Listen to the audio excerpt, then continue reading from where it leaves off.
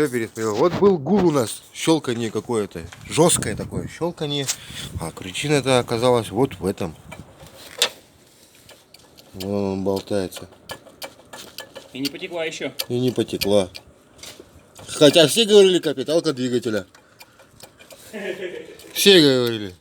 15 тысяч готовь на капиталку. А тут дело-то.